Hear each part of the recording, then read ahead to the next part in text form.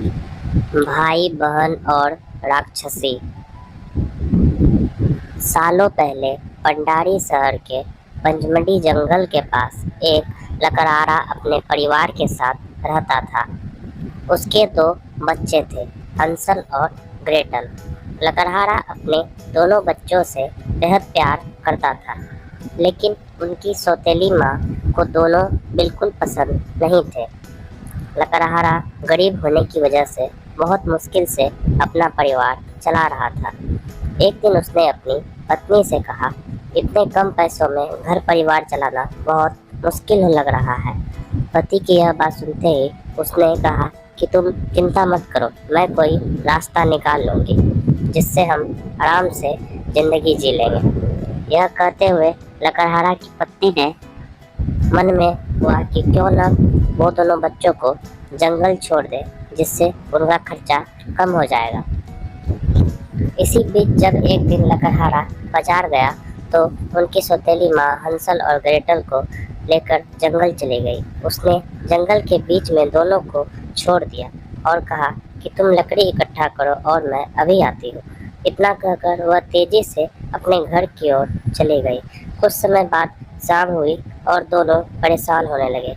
Gretel डर के मारे रोने लगी, लेकिन हंसल ने उसे चुप कराया और कुछ देर इंतजार करने को कहा। जैसे ही चांद निकला तो हंसल और ग्रेटल दोनों जंगल के ओर से निकलने लगे। तभी ग्रेटल ने कहा कि भाई, हम घर का रास्ता याद नहीं है, हम कैसे घर तक पहुंचेंगे।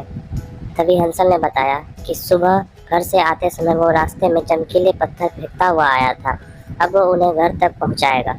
कुछ ही देर में चांद की रोशनी में वो पत्थर चमकने लगे और दोनों उनकी मदद से घर पहुंच गए।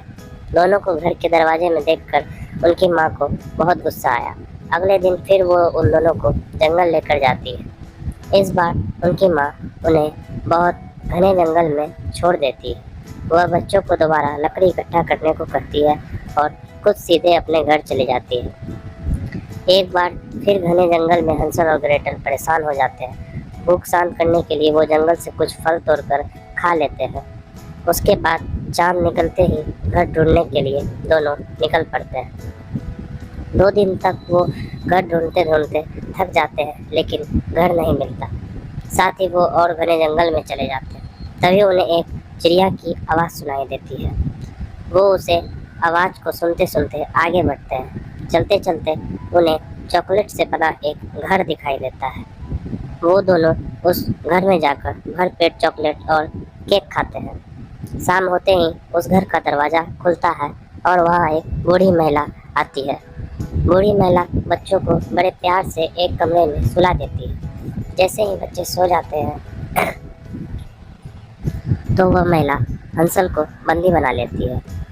वो हंसल को एक पिंजरे में बंद करके रखती है और ग्रेटल को घर का काम करने के लिए खुला छोड़ देती है। कुछ दिनों तक ग्रेटल घर का काम करती रही और हंसल पिंजरे में भूखा बंद रहा। तभी महिला ने एक दिन हंसल को पिंजरे में भरपेट खाना खाने को दिया और उसे बताया कि वो कल उसको खा जाएगी। दरअसल वह एक राक्षसी थी, जिसने बच्चों को फंसाने के लिए चॉकलेट का घर बनवाया था। अगले दिन वह महिला बड़े से बर्तन में पानी उबाल रही थी, जिसे देखते ही ग्रेटल के मन में हुआ कि क्यों न इसे इसमें ही धक्का दे दिया जाए।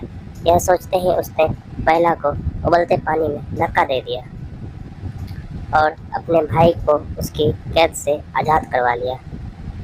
उधर पानी में गिरने की वजह से उस महिला राक्षसी की मौत हो गई। दोनों भाई बहन आज़ाद होने के बाद उस महिला के कमरे में गए। वहाँ खूब सारे सोने के सिक्के और मोती रखे हुए थे। हंसल और ग्रेटल अपने जेब में कुछ सिक्के और मोती रख लेते हैं और फिर अपना घर ढूंढने के लिए निकल जाते हैं।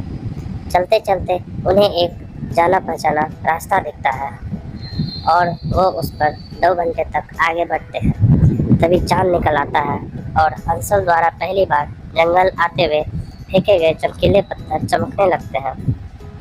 दोनों उन पत्थरों की मदद से घर पहुंच जाते हैं। दोनों बच्चों को घर में देखते ही उनके पिता बहुत खुश होते हैं। हंसल और ग्रेटल को वो गले से लगा लेते हैं। इसी दौरान वो उनकी जेब में सोने के सिक्के और बेशकीमती मोती देख लेते हैं। सभी बच्चे पूरी कहानी सुनाते हैं और पिता को दोबारा गला लगा लेते हैं। उधर उनकी सौतेली माँ अपने व्यवहार के लिए बच्चों से माफ़ी मांगती है और सब खुशी खुशी साथ रहने लगते हैं।